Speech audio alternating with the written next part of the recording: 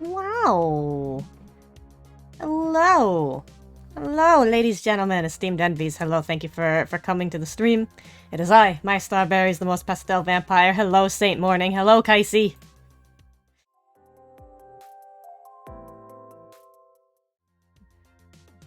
I meant to adjust my settings and I accidentally hit the transition. Okay, there we go. Don't mind. Anyway. Where was I? Did I have anything particular to say at the moment? No, we're doing more Starforged. Actually, I do have a couple things to say. Number one, we have a bit of a floofy special guest today. Because my cat was being a very whiny brat. She was being a very whiny brat and meowing at the door and pawing at the door and begging to come into the room. So, she is here and hopefully she will not cause any disturbances. She is a baby. She currently seems like she is content sleeping on the bed, and hopefully she'll stay curled up for several hours. If I'm just sitting at my desk or lying in the bed, she's usually content, so hopefully she will stay as such. In other news, we are on to Session 3 of my Starforged Solar Flare campaign. And Faye finally has proper artwork. Let me go ahead and pull up their proper art. How do I... Yeah, that's fine. Can I just... drag and drop? Will it let me?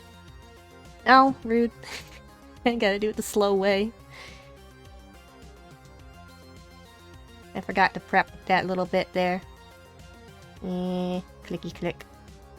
Get over here, get over here. Alphabetical, what? There. Oh, that's big. Let's fit that on screen.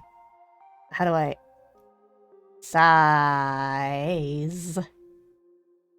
There we go.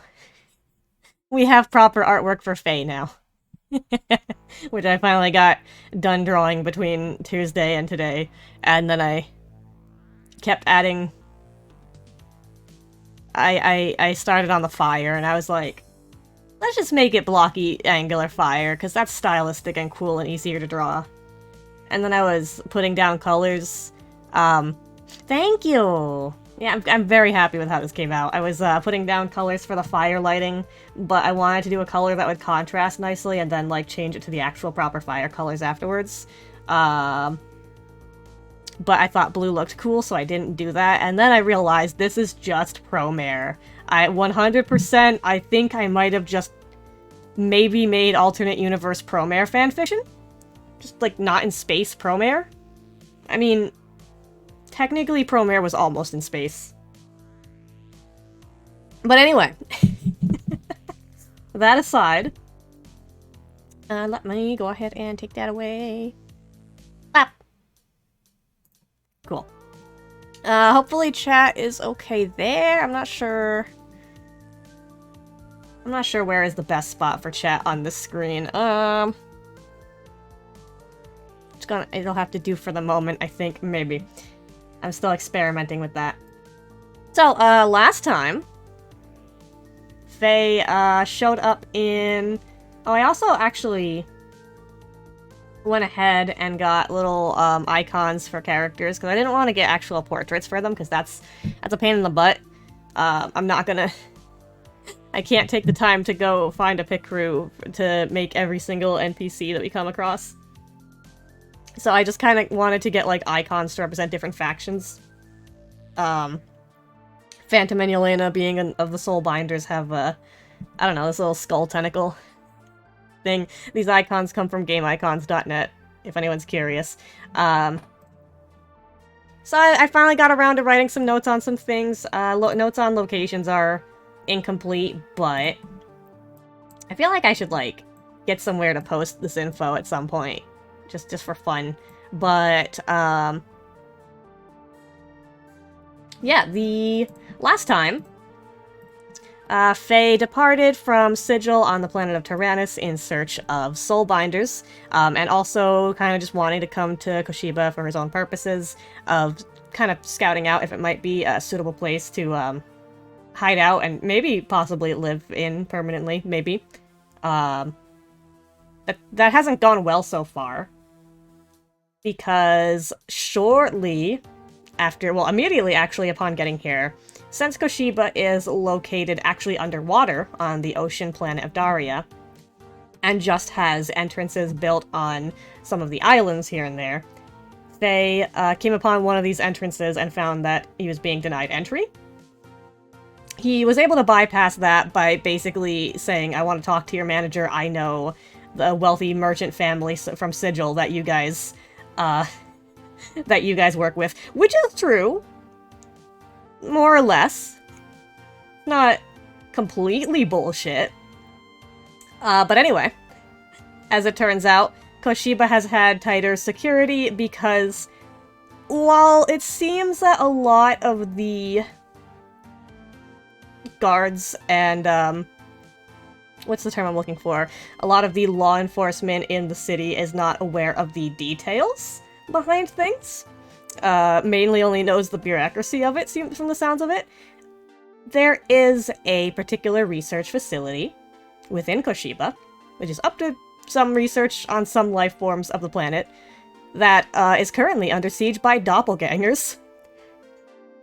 And in the crossfire, citizens of Koshiba have maybe been a little bit not living anymore. It's fine.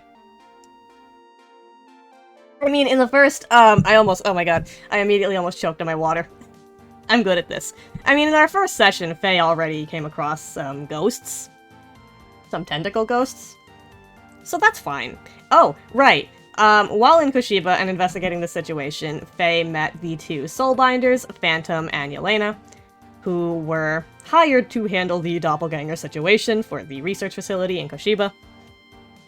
This resulted in an eventual fight between the three of them and a group of doppelgangers, one of which grabbed and ran off with Yelena. So Faye and Phantom tracked it down to a abandoned warehouse in a particular district of Koshiba. So that's great. Also, let me pull up Faye's character sheet here. There was a thing that I had wanted to do, because Faye has thus far been avoiding utilizing their fire powers on the grounds that they are kind of in hiding a little bit. Just a tiny bit. But that being said, in the event that he wants to utilize his fire powers, I remembered he actually has to meditate upon that, as like an actual move. And I haven't actually done that at any point. I forgot about that step. So, with that in mind, when we're starting a session, the begin a session move actually mentions may spotlight a new danger, opportunity, insight. This include a scene, can include a scene hidden from your character's perspective. If you do, envision a brief vignette.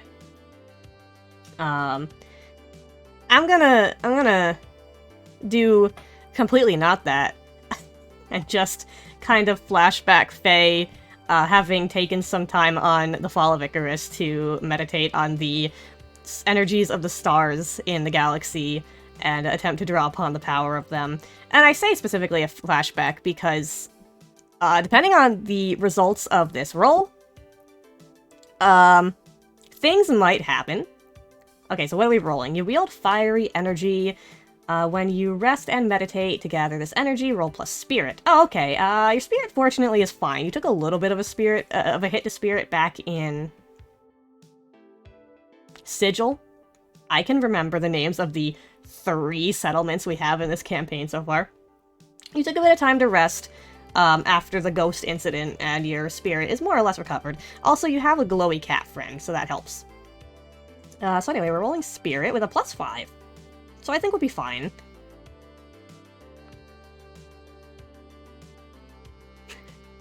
We were not fine. Let me lean a little bit in case you can't see that. We were not fine. Wait.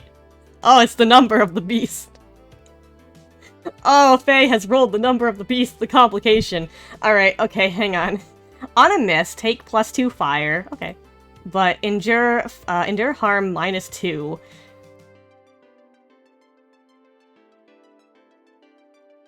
Your max fire is +5. When you make moves aided by this fire energy, to attack or overcome obstacles, add +2 and suffer -1 fire. So here's the thing about taking -2 harm. Faye currently has +2 health. At the time, when this went down, again with this being a flashback, I guess technically speaking, they would have had I think +4. They took a bit of a beating in the Doppelganger fight, but I'm pretty sure they ended up only taking 2 harm total in that. So,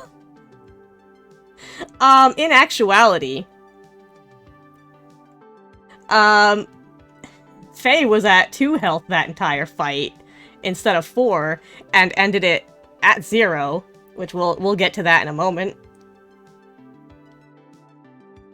So, normally with endure harm, can I? There we go. Alright, if your health is 0, or you choose to resist the harm, roll plus health or plus iron, whichever is higher. So that roll is probably going to be happening pretty much after the battle with the Doppelgangers. So I'm gonna roll and see what the results are, and kind of fit that into where we are now. I just want to point out, we ended off last session with, shit, one of our allies got kidnapped by a doppelganger. Let's go and save her. And now we're beginning this session with, Faye might have some internal bleeding. It's fine. Let me also just adjust my mic so that I don't, like, peek it or anything over the course of this session, because what a starting roll we had. Okay. So where were we? Okay, yes, we were making a roll, and we have to use iron, which is a +2. Okay, we got a strong hit. Okay, choose one, shake it off. If you are not wounded, take +1 health, or embrace the pain, take +1 momentum.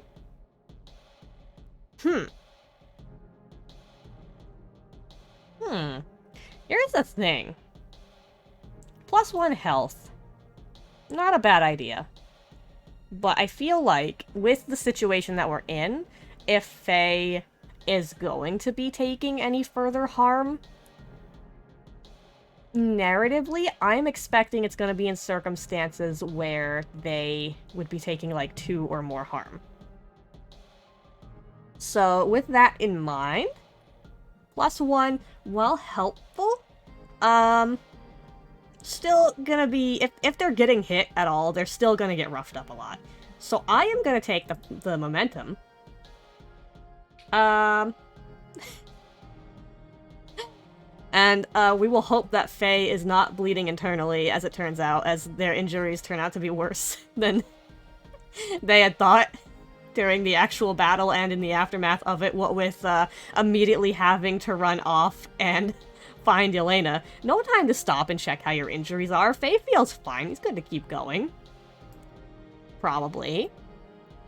Now, that being said, as for resolving the rest of Begin a Session, because that's all what this cascaded from, then all players take +1 momentum as you return to play from the viewpoint of your characters, so we're at a +6. What a start.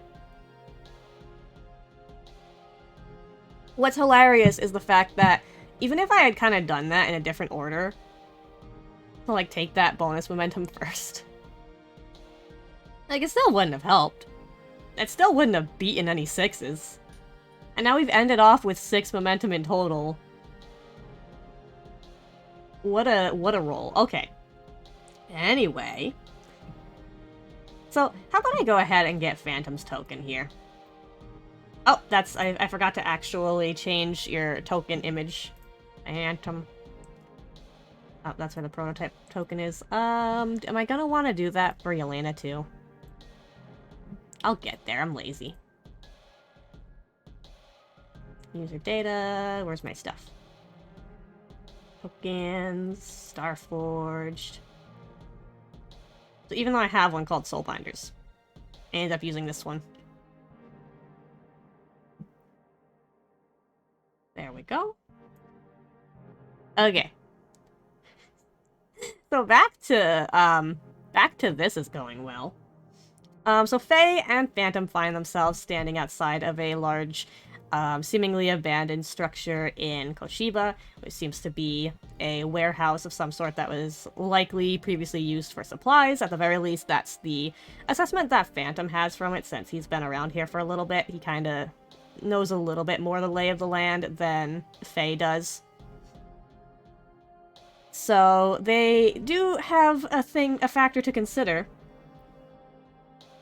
which is the fact that they don't know what's in there, aside from a doppelganger and Yelena. But do they have time to stop and consider their options? Probably not.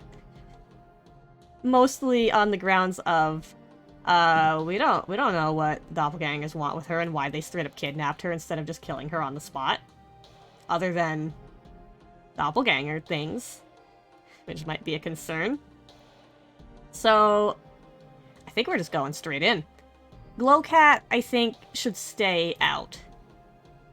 Or is it better for Glowcat to stay with the group, with Phantom and Faye, in case of any danger? Because Glowcat was there at the research facility and was helping with the stakeout, right? Actually, yeah. Glowcat was the reason that Faye identified one of the doppelgangers, since Glowcat can read the inner emotions and intent of creatures, so Glowcat is going to be an asset handling doppelgangers.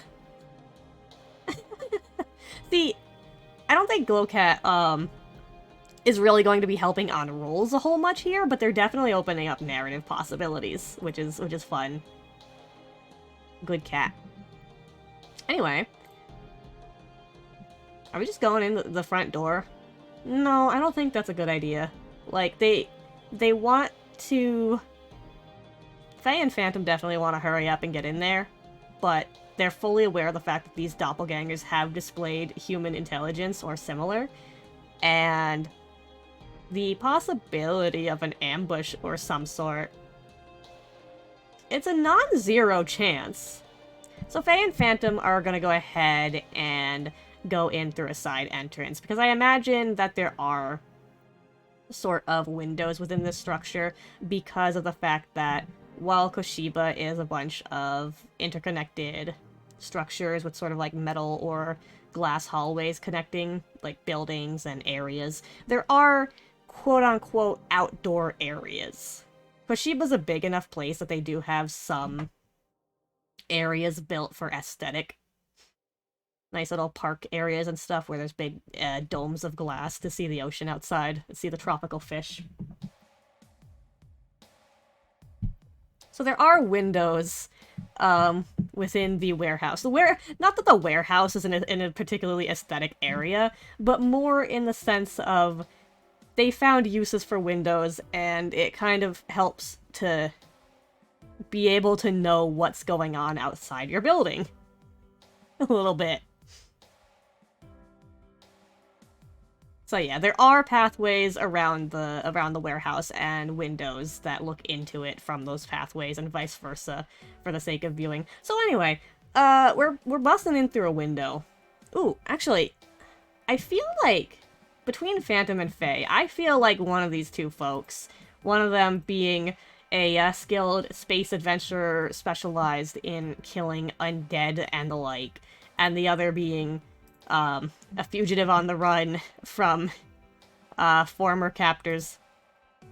One of you two has to know how to pick a lock, right? Or, like, figure out a way to open one of these windows a bit more silently. Let's see about that. Yeah, they're gonna go ahead and try to get one of these windows open a bit more silently.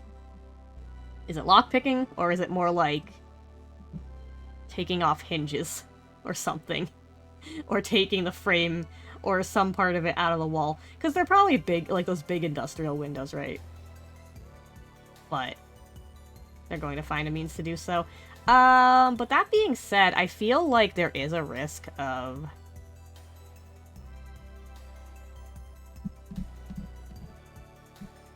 Yeah, I kind of want to roll face danger for that, because I feel like there is just the obvious risk of getting caught or ambushed by whatever these doppelgangers are doing. So, that's probably going to be Shadow. Which, fortunately, Faye is good at. A weak hit. You succeed, but not without cost. Make a suffer move. Ooh. Interesting. Yeah, okay. So, they're able to get the window open and slip inside the warehouse. Now, initial question that comes to mind is, are there multiple parts to this warehouse? Is it just like the big back room of a retail store that's just a big, giant, metal box with shelves that basically make hallways? Or are there actual hallways and, like, offices and stuff? I imagine there's a mixture of both, right? There's, like, a main floor area that's got these, giant shelves full of metal parts for machinery and the like. And then you've got, offshooting hallways that go to offices and other areas. And then there's probably, like, an upper walkway. You know, those upper walkways that are a thing by the... Not scaffolding. The beams in ceilings? Yeah, those things that have, like, the upper areas. I can describe things. Anyway, the point is, yeah, they're able to make it inside. I think it's more one of these, it is, I think, the main floor of the warehouse, where there's all the shelves and everything. So there's a lot of boxes and giant crates and stuff that's...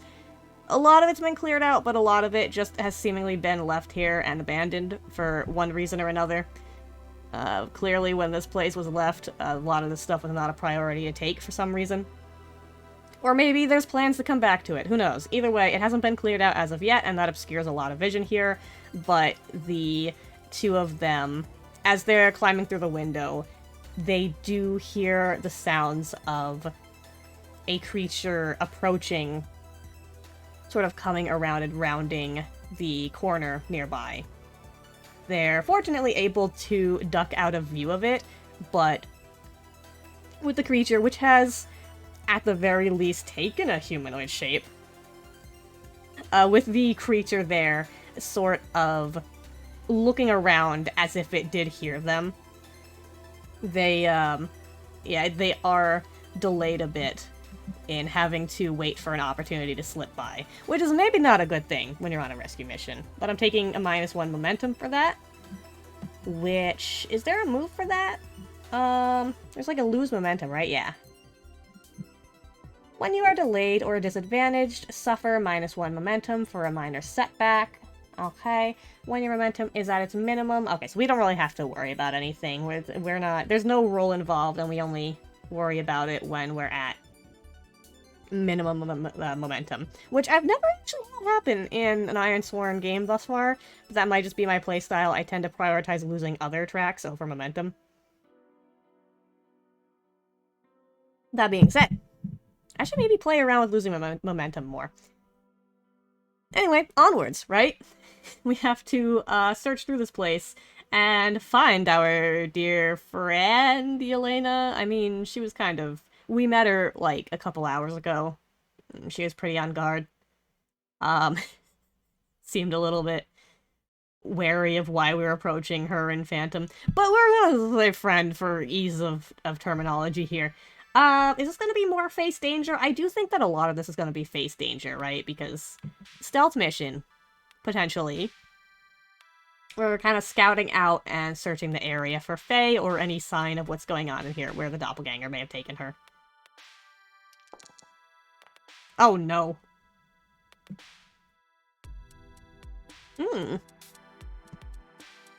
Now,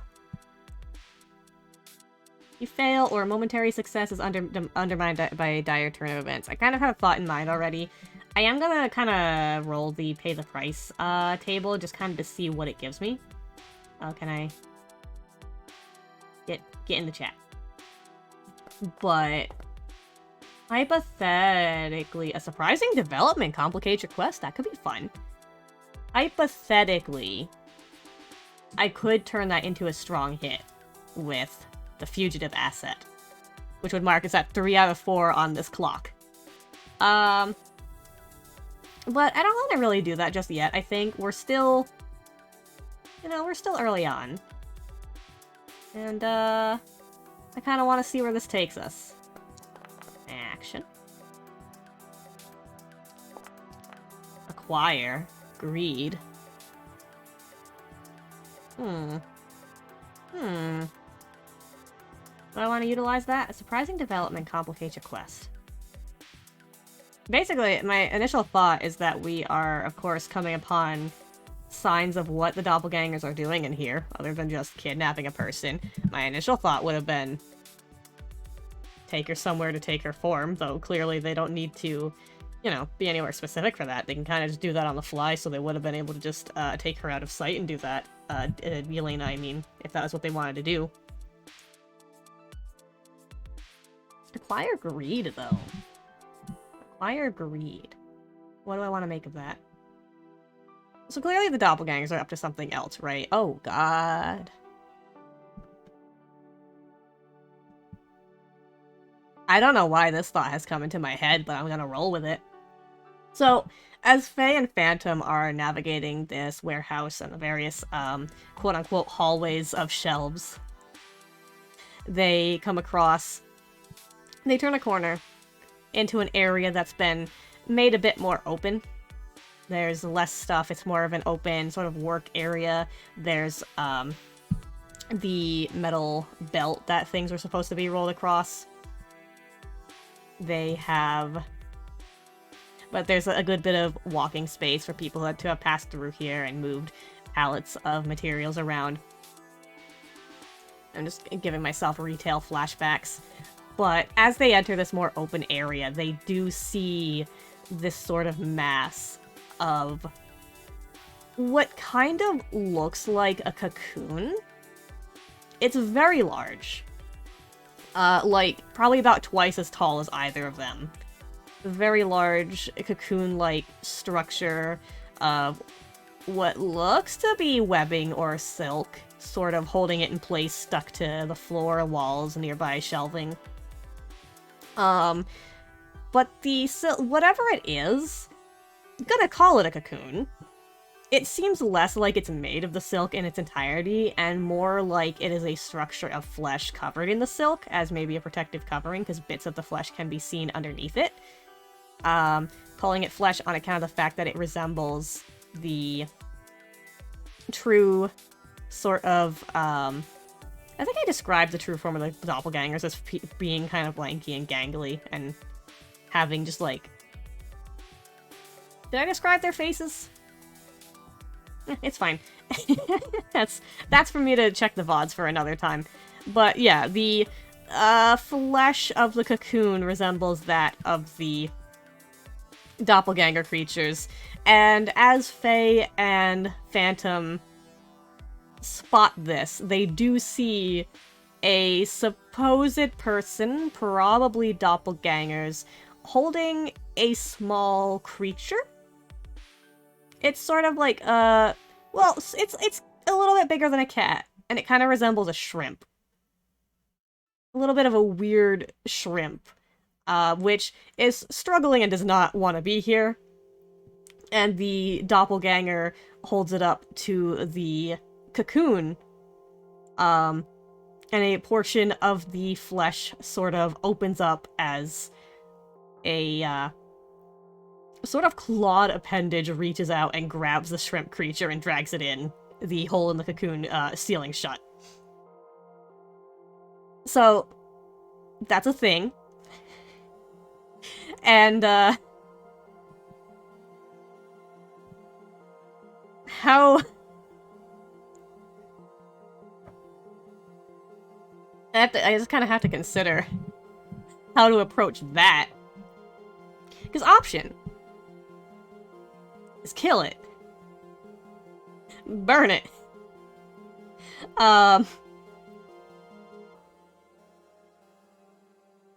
But do they? Or are Faye and Phantom gonna stay in hiding?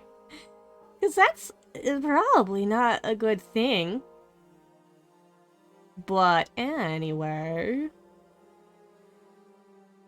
I think the biggest concern with the unknown state of Yelena is sort of trying to find what her status is. Is she still alive? Has she been dragged into the cocoon? What's going on with her? So that's kind of a concern. Actually, well, Faye, I was gonna actually assume that Phantom might have known something of what that was. But I think I kind of established or had in mind last session that these doppelgangers are sort of a weird anomaly, sort of unknown creature to Faye and Yelena. But I kind of feel like... I'm sorry, Phantom and Yelena, not Faye. Oh no. Their spelling is different, but they're basically both F-sound names. That's not good for my brain. But I kind of get the feeling that with Phantom's training, he is definitely, getting the suspicion that the cocoon is potentially a means of producing more of the doppelganger creatures. It's probably eating the shrimp thing. Or things. Maybe there was more of those. Unknown. So, that kind of needs to be dealt with. But it is the central cocoon in the middle of this warehouse. If there's other doppelgangers here attacking it, it's probably not going to end well. So, step number 1. Let us put a pause on that for a moment and continue to find... Oh, I can remove this. This was... How do I mark as completed? Oh! That one was completed. So yeah, first and foremost, we are going to continue trying to find Yelena, because that's a problem. Yeah, let's continue with the... Trying to see if there's anything else that I can utilize here, but I feel like continuing with face danger is probably a good idea. I realize I might have actually been able to use scene challenge rules for this, but... I think... I mean, we're far enough in it, so I think the results of this face danger rule are probably gonna determine Yelena's fate. A little bit. Oh. Okay, weak hit. I saw that 10. I saw that 10, I'm like, oh, Yelena's dead. Okay. Weak hit. You succeed, but not without cost. Make a suffer move. So... Interesting.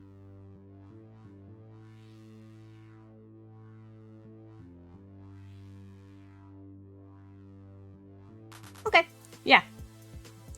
So, Faye and Phantom continue on through this warehouse. They end up eventually exiting the main area of it, the sort of storage area, into the hallways to check the other rooms, the aforementioned other office areas. In doing so, I think that they do actually find a room where Yelena is being held, currently being bound in sort of, with her arms behind her back, wrists kind of bound with some of that, the cocoon silk. Along with several other of those shrimp creatures held in various, basically fish tanks.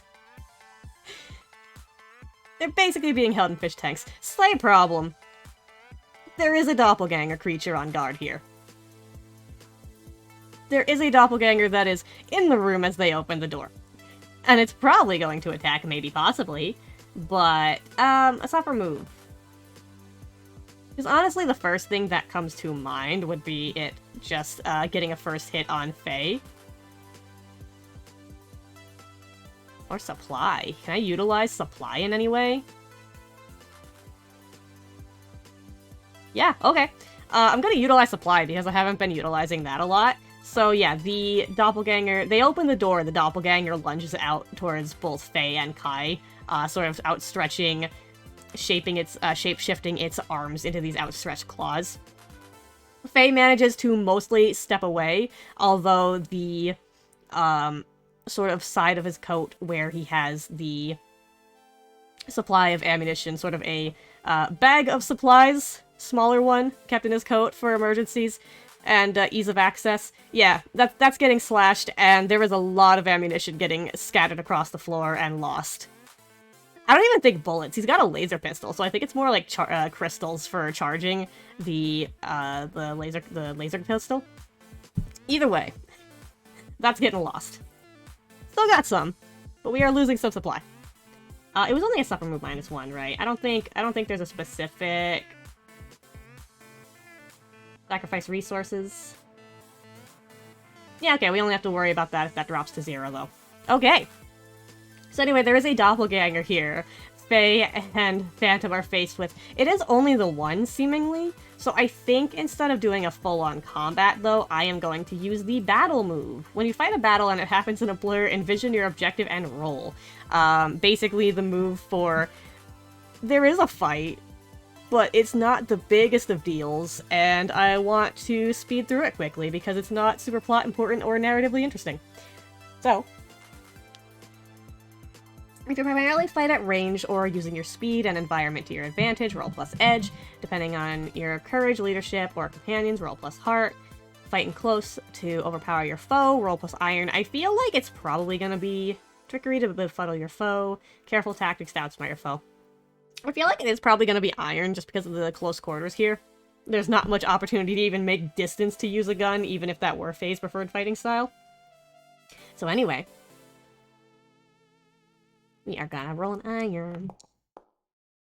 Oh my god, these 10s. Battle. You achieve your objective, but not without cost. So, yay. The doppelganger's dead. On the downside, something didn't go well. Is this the same pay the price table?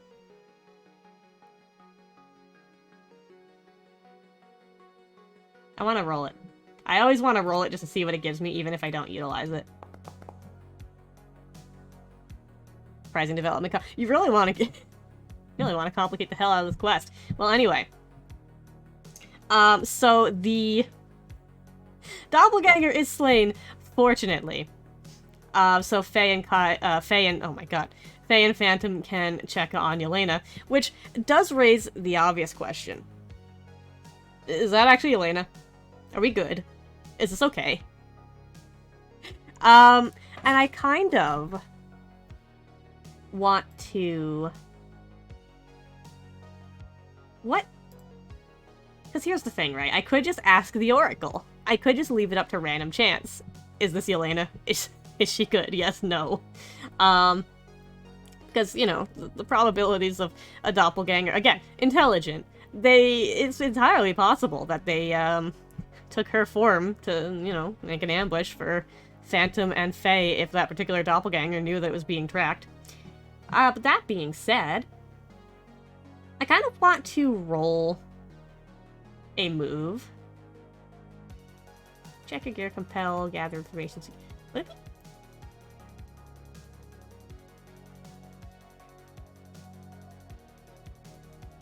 It's gonna be weird, but I kind of want to make this a heart-based, face danger.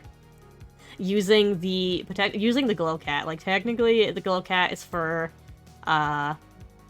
perceives the inner... Oh, right, and you're also for secure an advantage. And embodies those impressions through the colors and intensities for when you secure an advantage by studying the glow cat's reactions in a charge interaction. Add plus its health. Oh, plus your entire health. I thought you were like a +1. Okay, I guess that's fine for you to be so specific. I thought you were like just a +1 to a roll. Jeez. Would secure an advantage be okay? Assess a situation, make preparations, or... I guess that counts as assessing a situation, right? Sure. I guess we'll count it as a, heart. Secure an advantage. Is that Yelena? Shit. Wait. I kind of want to save Yelena. So I'm gonna do it. I'm gonna do it. This is now a strong hit. Nope, that's not what I wanted. I wanted to close you, and what benefits we get to secure an advantage when we get a strong hit. Take +2 momentum or add +1 on your next move. Oh wait, no. On a strong hit, we take both. Cool. So 7 momentum, and we do get a +1 on our next roll. So it's okay. It's Yelena. This does raise the possibility that if a doppelganger is taking her form, they are doing so somewhere else. But that's okay. So anyway, there's a bunch of these shrimp creatures. There's Yelena. And,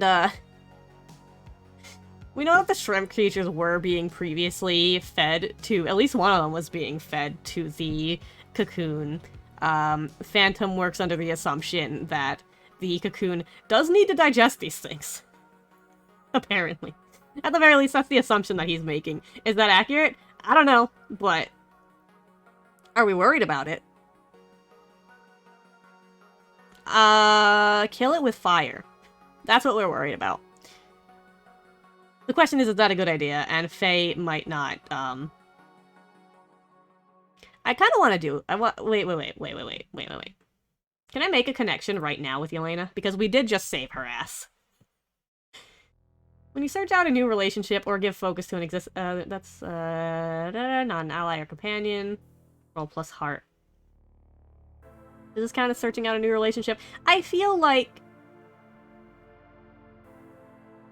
we'll make that roll after this whole situation is resolved.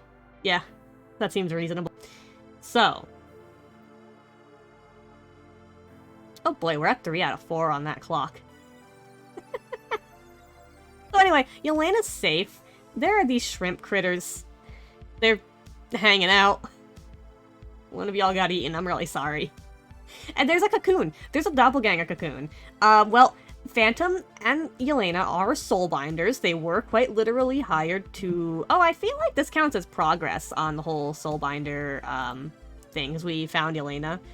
Does it count as additional progress too? Because I'm kind of rolling in helping these two as our whole find a soulbinder quest.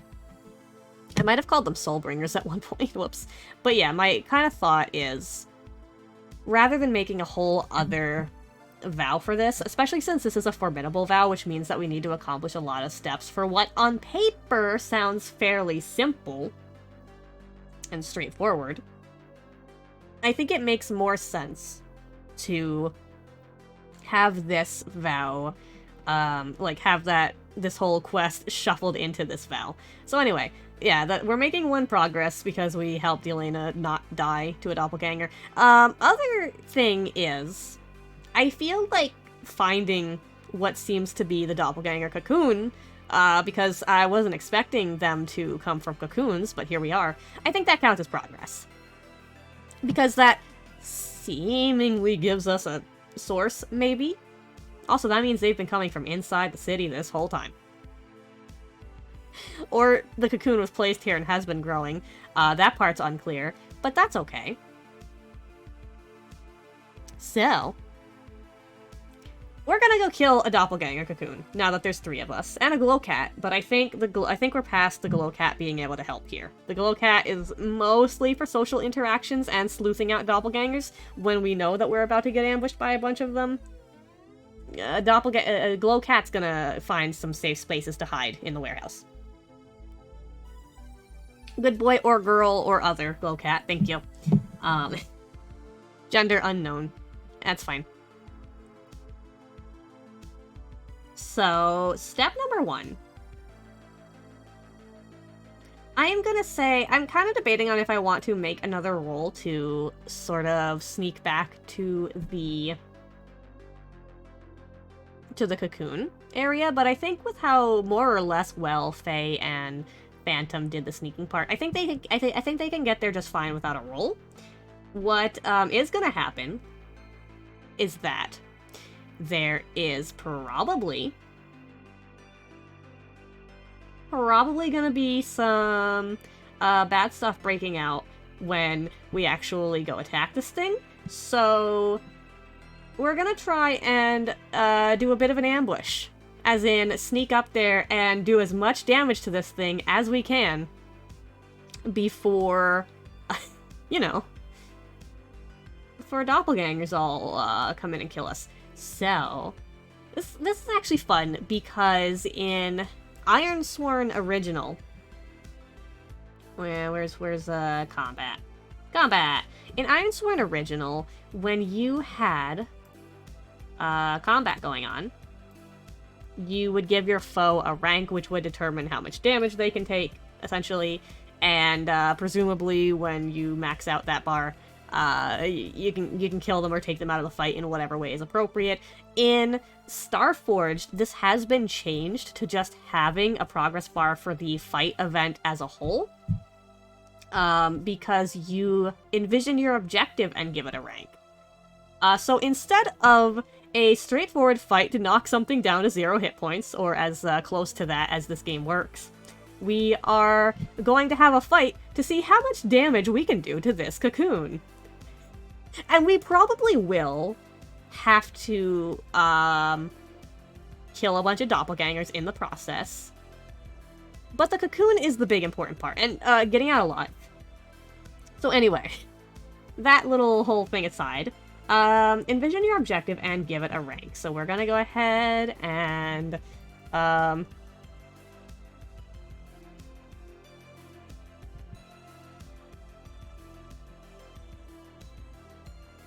it's Cocoon 1 or... I think it's that. Do I want to say Formidable? Yeah, I want to say this is going to be Formidable.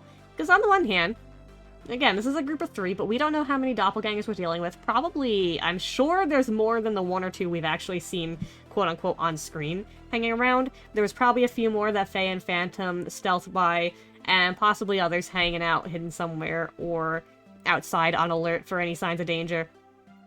So that could be a problem. But ultimately, the objective to this combat is that we are gonna... I put burn down this freaky cocoon. I don't really mean that literally, I just mean destroy it so that doppelganger reproduction will cease. But I also have an additional playlist. Is this... Alright, so, first and foremost, we are gonna... Well, we're probably rolling a shadow for this. Which is nice. Faye doesn't actually have any assets that help with shadow rolls, right? No, we just have, actually burning things down. So, just a normal shadow roll. Why the 10s? Ooh, that's a miss. Enter the fray. On a miss, the fight begins with you in a bad spot. I feel like, on a weak hit, choose 1, take +2 momentum, or you are in control. Ooh. I feel like I want to... Yeah, let's burn the momentum for that weak hit, right? And that way we can be in control for the start of this fight. So, to start with, now, okay, so there are actually some mechanics here that I'm a little bit unfamiliar with as opposed to Ironsworn, because we have Strike and Clash, which essentially work more or less the same way. Progress marking is a little bit different, but ultimately the idea is the same. Strike is for attacking a foe and inflicting harm in when you have the upper hand in battle, and Clash is for when you are in the defending. However, we also have additional moves in the form of Gain Ground and React Under Fire. Which is kind of similar to, in Ironsworn, you could use Secure and Advantage and face danger in combat, but I think these dedicated moves were made because they had some like slightly tweaked rules if you were to do it that way. So I think that these moves were made to kind of clarify and just make it a bit easier to keep track of what you can and can't do during combat. So, Gain Ground. When you are in control and take action in a fight to reinforce your position or move toward an objective, envision your approach and roll. If you are in pursuit, Charging boldly into the action, gaining leverage. Okay, and then, yeah, so on a hit, you stay in control. On a strong hit, choose 2. Oh, that's interesting. I stay in control on a weak or strong hit. And you get you get choices of mark progress, take momentum, or add +1 to your next move. Oh, right, we had a +1. That wouldn't have helped. That wouldn't have helped at all. So yeah, we still needed that momentum for the weak hit here. On a hit, you stay in control. So that's interesting. Do I want to utilize gain ground here by any means? Because I think to start with... Not react under fire. Strike. And assault a foe at close quarters. Iron. When you attack at a distance, roll edge. Because I think to start with... Given the fact that the group is utilizing the advantages of stealth, I think they do want to take this first move to run in and actually just straight up stab this thing to the best of their ability, right?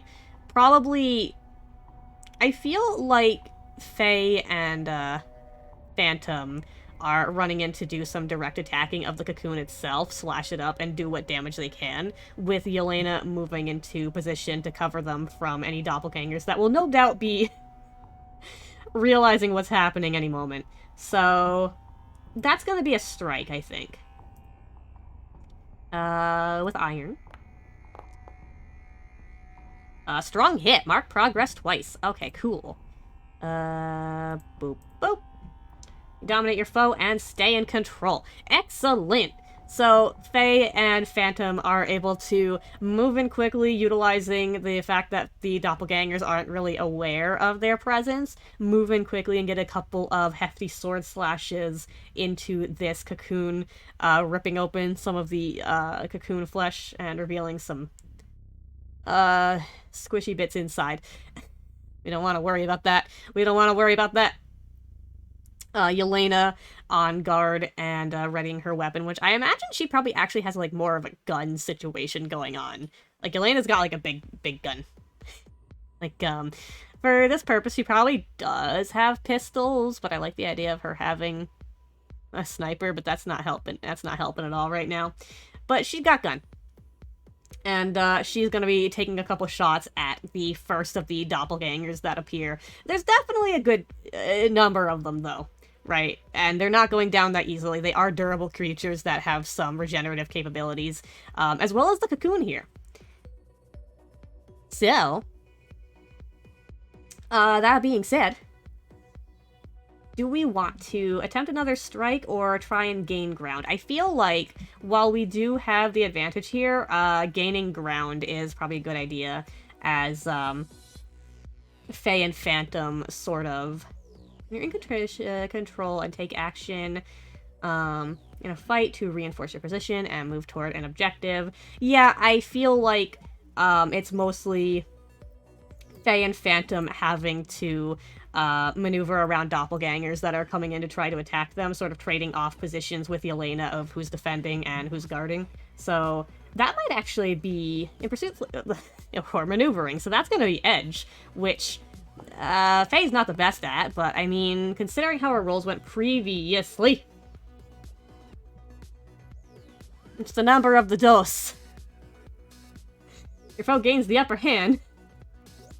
We rolled a 2 against a pair of 2s, and our momentum is a 2, so we can't do anything about that unless I want to utilize Fugitive, which I could, but I don't really want to do that right now.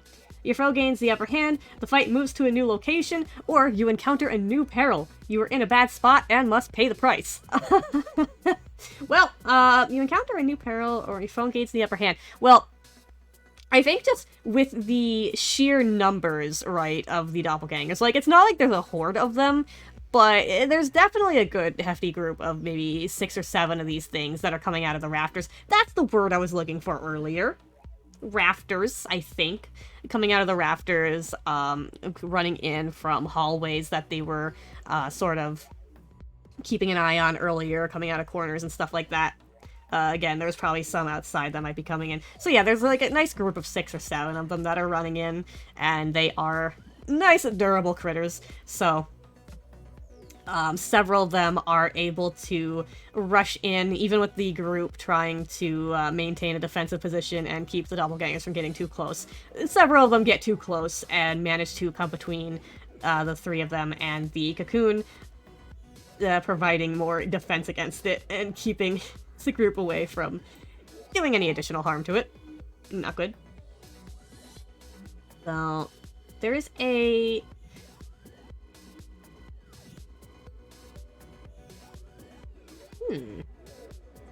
Now, interesting usage of the fact of strike and clash here, because technically speaking, the foes of the doppelgangers are not the foes that the objective is referring to.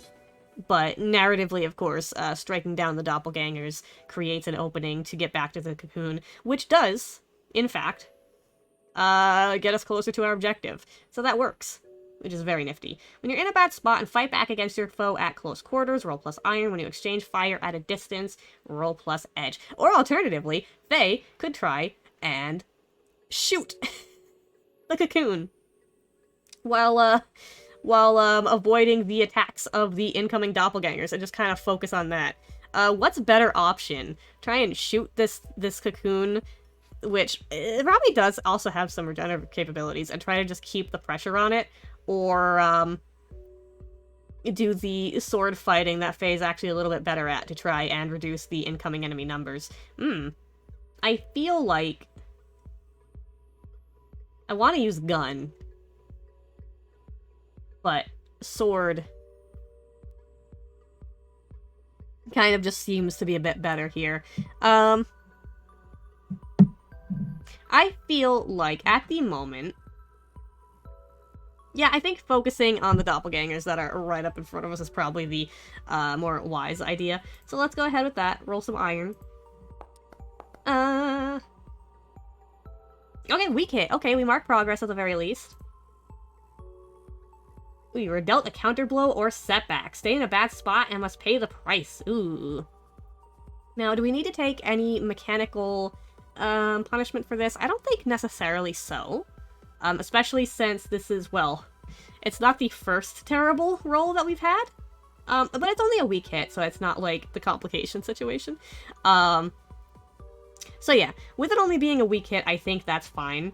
That, to simply say that Phantom or Yelena, because, I mean, Faye could be getting a bit roughed up too, and probably is, but if we wanted to actually inflict any mechanical harm on that, that might have some lasting effects, and let's see if we can hold out until at least later in the battle before Faye gets any horrible long-term injuries. Do I want to do that? No. I'll save that for, like, an actual miss or something at this point. But, yeah, Yelena and Phantom are getting a bit roughed up as one of the doppelgangers sort of opens up a fanged maw in its face. Just sort of forms one and bites down on Yelena's shoulder as she takes out a pistol and shoots it. So that's great. Okay, so the clash didn't go so well, so I do think we need to react under fire to try and get things back under control. When you're in a bad spot and take action in a fight to avoid danger or overcome an obstacle, envision your approach and roll. If you are in pursuit, fleeing, dodging, or getting back into position, or taking cover, roll edge. It might be ideal here. Remaining stalwart against fear or temptation, roll heart. Blocking or diverting with force or taking the hit, roll plus iron. Moving into shadow and creating a distraction, roll plus shadow. Changing the plan, finding a way out, or cleverly bypassing an obstacle, roll plus wits. I kind of wonder if we can actually utilize shadow at all in this case. Huh.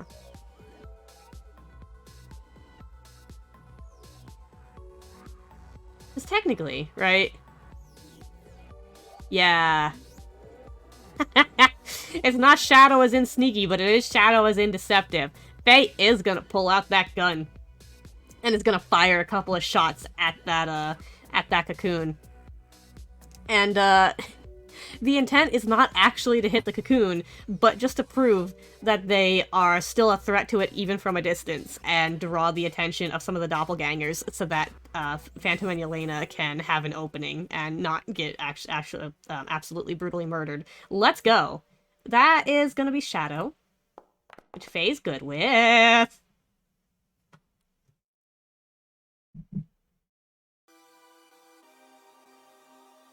What did I say about rolling a miss? So, technically, I think the plan works.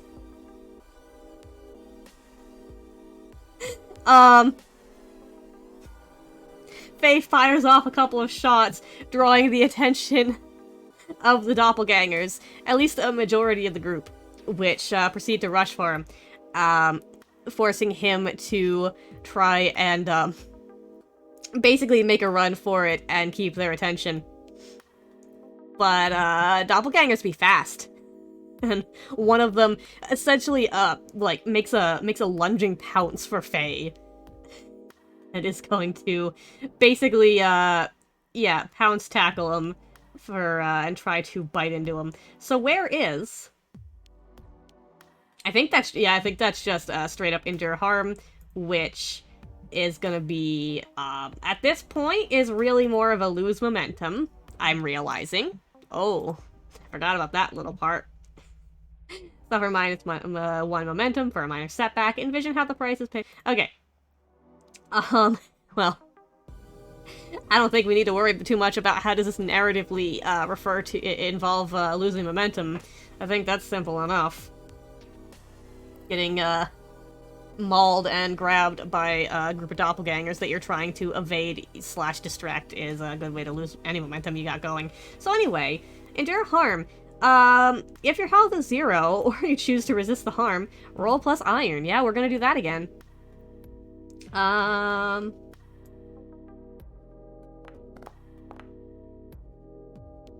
Okay, weak hit.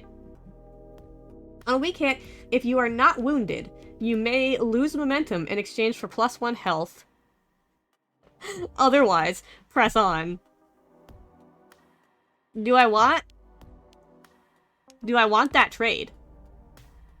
Because I forgot that, like, beforehand I said... Yeah, actually. No, yeah. Having that +1 health from earlier wouldn't have helped. We would have had to make this roll anyway, because we would have been going down to 0 regardless.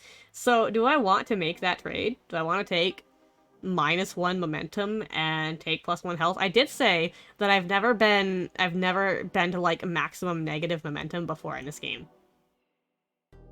Let's try it. So, we got a little trade-off there, at least. Right? We're now at 0 momentum. So, this is kind of going... Faye's on the ground with a large doppelganger creature atop him with basically just it growing spines and spikes out of its body, along with a few other, like, I want to say probably like 4 of the doppelgangers have chased after Faye, with a couple of the others having stayed with Phantom and Yelena to try and kill them. Fortunately, that's a small enough number for a couple of seasoned soulbinders to handle on their own. Faye is one person and is facing off against 4 doppelgangers that are about to eat his face. So, consideration.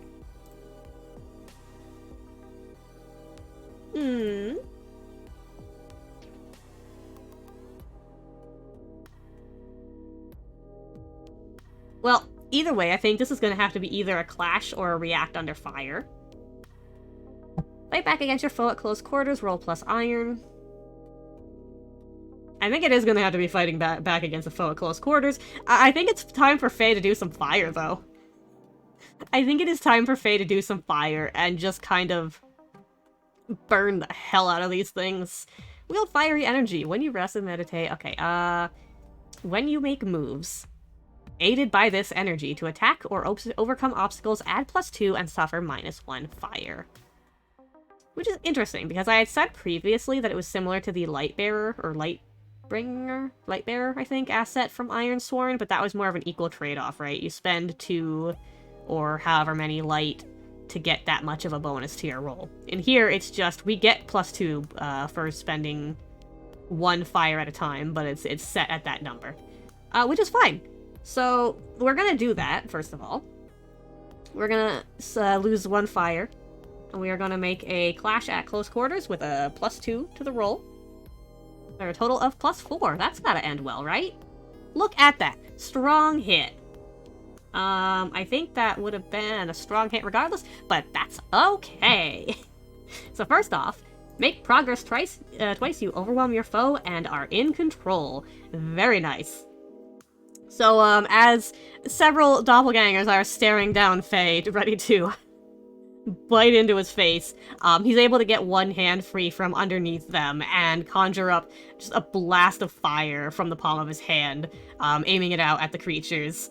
And, probably not completely incinerating them to death, but definitely burning them enough for them to kind of back off, a couple of them falling to the floor, and, just burning a little bit and attempting to recuperate, giving Faye an opportunity to get up and run past them to regroup with Yelena and Phantom on the cocoon and the remaining couple of doppelgangers that are up and fighting.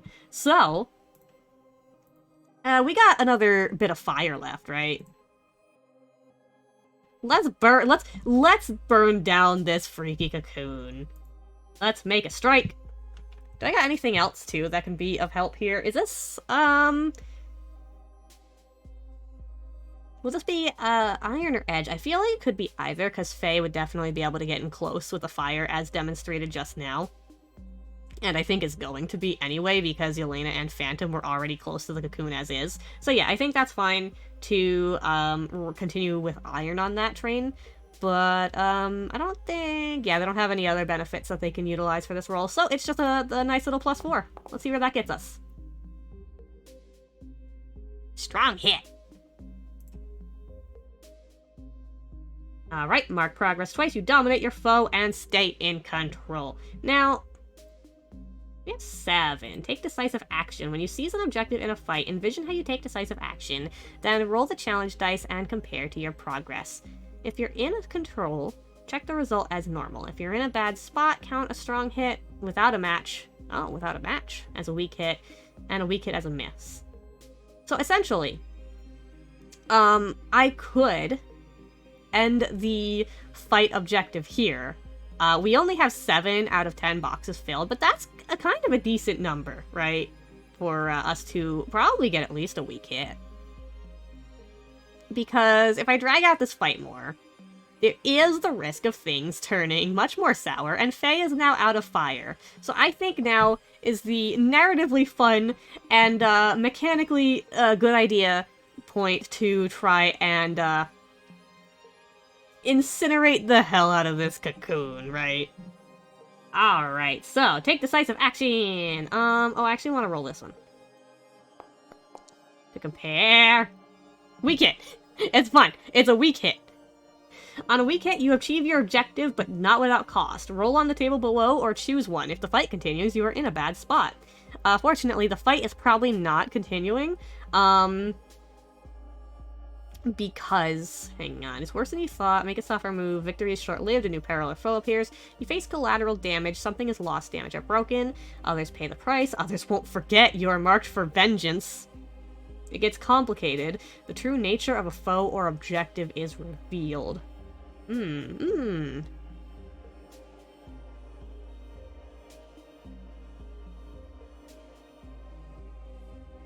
new peril or foe appears. Or it's worse than you thought. See, at the same time, I could also imagine Faye taking some spirit, a hit to spirit here after this whole incident. Mostly between the, getting mauled, almost killed by 4 doppelgangers, burning the hell out of them, and then burning down this cocoon in front of a pair of soulbinders when Faye's kind of trying to stay on the down low and is actively being chased. I feel like he's probably got a bit of, is paranoia the appropriate word when it's kind of warranted? Yeah, I feel like there's enough concerns there to warrant taking a hit to Spirit on that, though, with how this fight went, because it did not go the cleanest, right? Endure stress. When you face mental drain, mental strain, shock, or despair, suffer minus... we could choose to roll.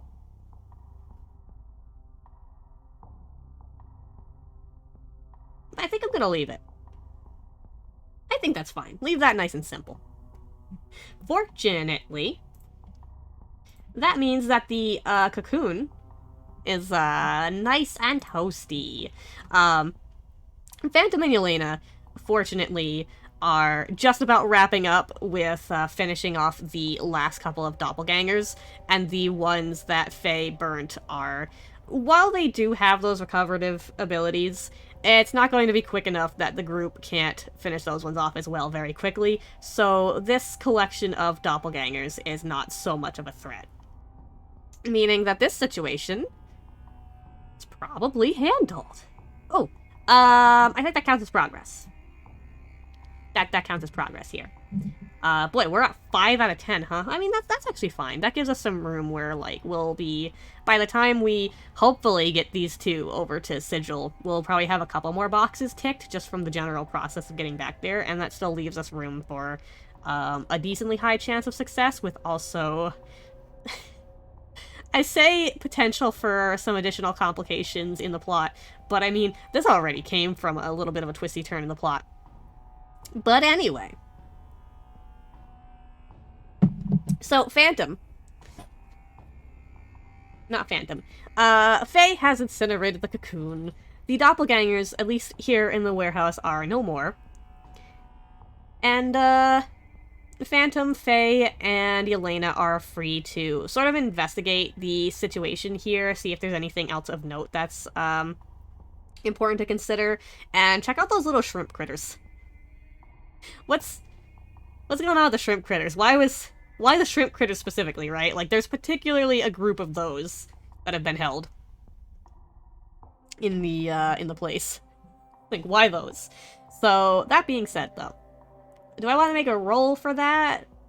Is that a thing that I feel... I think we're good, right? I think in this case, I think for this situation, we're kind of good here. Because what seems to have been the case, as far as our friend's Soulbinder expertise is concerned, is that these creatures seem to have, in some way or another, managed to get a nest within the city of Koshiba, within the city limits, and had been feeding it. Apparently, these shrimp critters in particular, maybe also some people. Possibly also some people. As mentioned, some people did get caught in the crossfire. And, Koshiba's population is slightly lower. That may have alternatively been for the purposes of the doppelgangers to take people's places. It could have just been due to violence. Or any other number of reasons. Maybe there was an affiliation with the research facility. Who knows? But I feel like the doppelgangers might not be that intelligent. Possibly. Unclear. But either way, the group, I think, from here is able to return to the research facility that they have, well, that Yelena and Phantom were hired by anyway, and report back what happened, and also mention the shrimp creatures. What are those? Why the shrimp creatures? Which, at that point, the research facility, while they've kind of been hush-hush about what they've been up to, with this information, they do mention that those are the same species of creature that they've been researching in their laboratories as well. So, maybe they're a food source for the doppelgangers. It seems like a lot of trouble for doppelgangers to go through for a food source, like, just, like, because these are a species that's on Daria, right? That's what the research facility has been looking into. So, that seems like a lot of effort for the doppelgangers to be going through. But it seems like things are okay, at the very least, in the end. technically speaking, this is Yelena and Phantom's job. They're the ones reporting back, but I kind of want to have Faye roll, like, a gather information to see... Would it be gather information, or do I kind of want it to be compel? Right? Because it's kind of talks with the researchers, kind of wrapping up, and saying, hey, we think the doppelganger problem's handled. We're gonna kind of look around and see if there's any stragglers, but we seem to have found their nest. And potentially an opportunity to have a conversation with the researchers and try to get more information out of them, right? Now that we've done the thing for them. So, let's roll that. Just to kind of see what's up with these little shrimp critters. Why have you been so quiet about this? Charm, pacify, encourage, or barter, roll plus heart. Threaten or incite, roll plus iron. Lie or swindle, roll plus shadow. I do think, honestly, heart is probably the most applicable here. Just because of the fact that we are just honestly just trying to get some info out of them.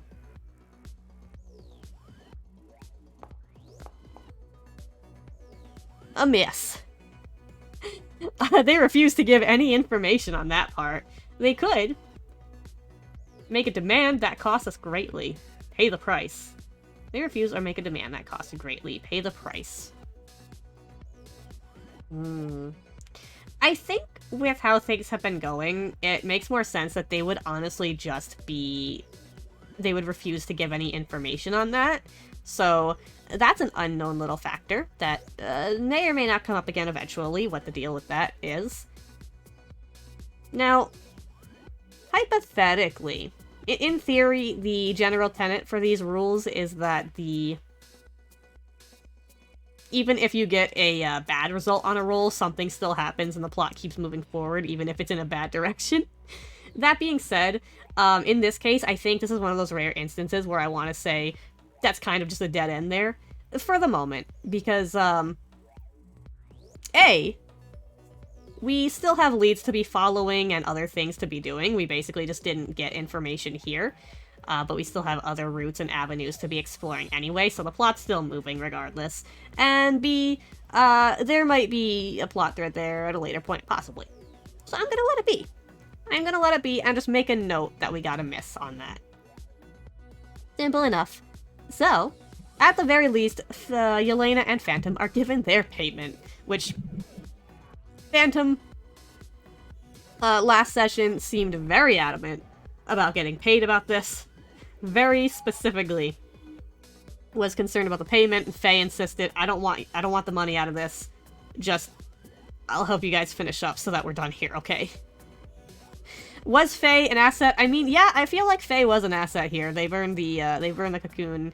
They helped out with that initial search and tracking down Yelena after she got kidnapped. So yeah. I think Faye was a helpful asset to this Soulbinder duo. Kind of considering. I want to make a connection with these two, and I'm kind of debating whether or not I want to treat them as sort of one unit. 'Cause in Ironsworn, there was the concept that you could have connections or bonds with entire communities as opposed to just individual people. So I feel like that would kind of be an extension of that, though that's not really a thing in Starforged. And on the one hand, I feel like it would be the simplest thing to make a single connection for the both of them, but on the other hand, having a connection for each of them leaves room for any individual plot lines if anything comes up with these two in the future. So I feel like that might be the best bet, is to make a connection with both of them separately. So, number 1. When you search out a new relationship or give focus to an existing relationship, roll plus heart. Alright, let's see if we can make a connection with these two. Oops, that's not what I wanted. Make a connection. Roll plus heart. Oh boy. So that's one for both. I'm gonna say this is for Phantom. Got a weak hit. Okay, we'll resolve that in a second. And then for Yelena. Because we literally saved her. God damn it, Yelena. Okay.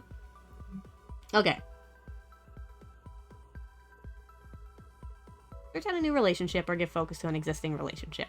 Okay, so for Phantom, we got a weak hit. You create a connection, but it comes with a complication or cost to envision what they reveal or demand. Ooh, give the connection a roll and a rank.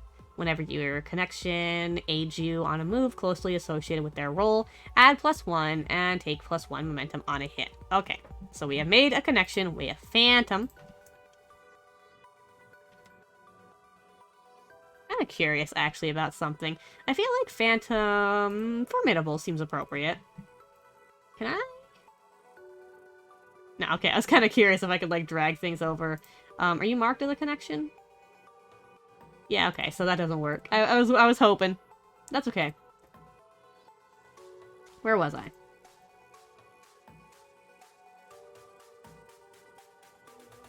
So from Phantom, we get a complication or a cost to his friendship. And we don't make a connection with Yelena, and the situation worsens. Oof. Concern. Well, you know what? In both of these cases, actually. So the two of them now obviously know that Faye is a firebrand, a variety of paragon, as they're called throughout the Forge. So, as Faye's discussing with them and trying to convince them to come back to Sigil, Phantom's open to doing it. You know, after a bit of time spent here in Kashiba to make sure that there's no straggler doppelgangers. But Yelena still doesn't really seem to have much of a trust for Faye, even despite the fact that we just saved you, girl. What the hell? In fact, she actually seems... Both of them actually seem a bit more wary of Faye after having learned the firebrand of their powers. So I think I'm gonna kind of leave it as simple as that for the moment, and just kind of let that fester. That there is something underlying that is an immediate cause for concern for Faye, where Phantom seems a bit on edge about it, but overall is being amicable and seems to genuinely be open to helping Sigil. Yelena kinda just keeps glaring at Faye from a distance and really only seems to have any willingness to come to Sigil because Phantom said yeah, sure. So that's great. This went well. But hey, we got their agreements to come to Sigil, so that's progress. We found 2 soulbinders. Okay. So, that being said, I could also change the music. Back to our usual. This one's a bit more dark atmospheric, which was fitting, but we're back to kind of chill times a little bit. Except for the way this song starts off, but this song's nice and funky. Anyway. So we're here in Kashiba, and it is going to be a little bit of time before Yelena and Phantom are satisfied. Like I said, want to make sure there's no straggler doppelgangers. There is the concern about Sigil, but it doesn't seem like it's an urgent matter as far as it can be told. So there's going to be a couple of days spent here in Kashiba to kind of do some rounds and patrolling and keep an eye out for any other activity. So in the meantime, we already marked progress for actually getting here to Kashiba. Do I want to do any more? Check out what's going on with Astra. We do have a couple of plot threads we can follow in these places. So, number 1. Boy, Faye had a rough time, actually. He almost got eaten. He has made not friends / kind of friends with a couple of people who don't seem to be happy about him being a firebrand, but they're not openly saying it. But Yelena's making it very obvious that after the whole fire thing, she went from being kind of like wary and like, okay, I guess you can help, to just of openly glaring at Faye and keeping an obvious distance from. So that's great. But, I think we're gonna take some time to sojourn here in Koshiba. Maybe it'll go better than the last time when we got, forcibly... We had a quest forced upon us by some assholes. Roll plus heart. Oh no!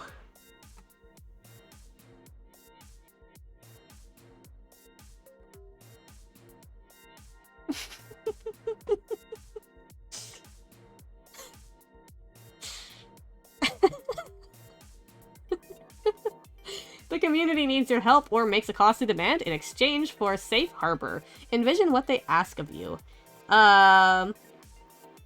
If you do, or swear, or if you do it, or swear an iron vow to see it done, resolve this move as a strong hit. Or you find no relief and the situation grows worse.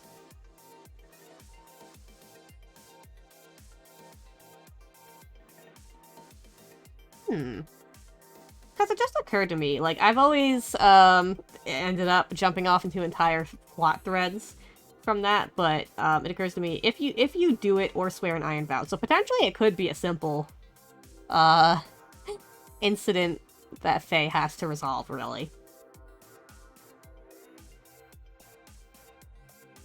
Is Faye getting caught up into something at, like, goes down to a local bar and gets caught up in a situation? Hang on a second. I wanna do a thing real quick. I wanna check something.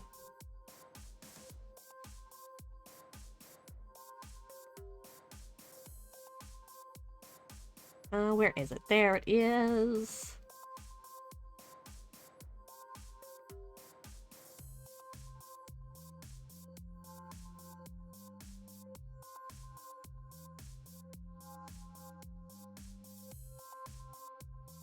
Alright, I'm gonna roll a thing. Wait, what is it? Okay.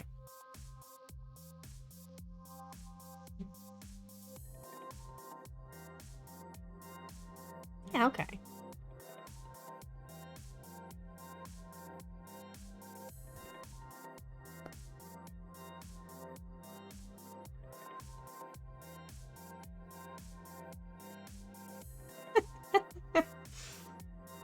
Okay, I was just pulling up some... I was just pulling up some tables from D&D and seeing if any of them might be a good, little incident here. But, I feel like, because I don't think it's the community as a whole, this is a settlement of several thousand people, I feel it's more like Faye walks into a bar to get a drink and unwind after all of that, and just gets, like, dragged into some weird shit, like a Yakuza subplot. Like, oh man, hang on. Let's do a couple of rolls on some oracles, right? I kind of want to see what we got. Guard. Survival. Guard survival. Oh my god. So Faye... I feel like Faye, goes out to the city, to a bar, to just get some drinks and relax, and spend some time in the city, but before they get an opportunity to actually, you know, unwind aside from those couple of drinks, somehow, there is a bit of an incident at the bar, which, seems to involve some guy mouthing off and being a bit of a cheeky bastard, and, this starts a bar brawl. And the bar brawl gets a little bit too intense, and someone who wants to beat this guy up pulls out a knife, and Faye's like, okay, no, that's too much. He was being an asshole, but no, you cannot stab him. That's a problem. So Faye gets involved, and ends up saving this pompous weirdo who accidentally instigated a bar brawl. And, this man is like, oh, thank you so much for saving me. Thank you. I have to return the favor. I'm going out through the ocean of Daria, and I'm going to this, like, where is he even going? He's going to, like, a coral reef, right? I feel like this man is some eccentric rich guy that's going to a coral reef where it's actually sort of like an offshoot settlement, like, I want to say like a trading post to pick up a shipment of something. He's going there himself, right? He wants to see the sights of the coral reef. That's the site that's there. Maybe also the city. He might be some guy who comes from like this weird upper class place in Koshiba, so he's like wanting to see what it's like down in the bars and stuff of the city proper. He wants to go himself to go get that shipment. But he's like, I want to repay you. So I will give you money to guard me on my way to the coral reef. That's how I repay someone, right? And Faye's like, no. You would just give me the money and not make me do an extra thing, but like, you're clearly an idiot, and yeah, I guess I'll take the money, so sure. Which is just a detour. I don't think there's anything that comes of this. I just think it's a very funny detour that Faye had a very strange day with this odd man who... Do I even want to, like...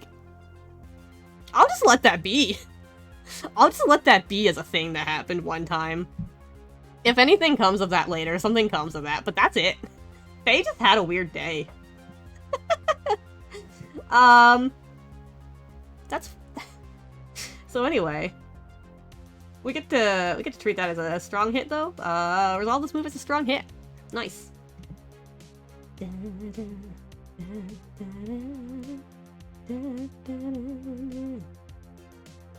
Like a little, this is like a little, side incident that may or may not become relevant eventually. Or maybe not. Alright, where's my Sojourn move? Recover. The strong hit, oh wait, I have, oh. Strong hit, what do we get? 2 recover moves between heal, heart, and repair, and supply. Well, the Fall of Icarus has been fine, so we don't need to worry about repair. Resupply, we're only missing 1 supply. I think an individual move can be taken more than once. I think patching up with some healing is maybe a good idea. Let's... When you receive medical care... Oh, right, and then... Isn't it that I get, like... Instead of rolling, assume an automatic strong hit for each. Yeah, okay. On heal... What, +2 health? Cool. Otherwise... Oh, take or give +3 health unless we're wounded. Oh, cool. 1, 2, 3. In that case, yeah, do I want... I can't do anything for momentum, huh? I'm at a 0. Heal, hearten, or resupply. So we can either take spirit or supply back. I think spirit might be... I mean, like, we'll get the biggest benefit, right? From going from a 3 to a 5, as opposed to going from a 4 to a 5 with supply. But I feel like with Faye's current situation, he's got concerns that aren't going to be fixed that easily, even with some time chilling.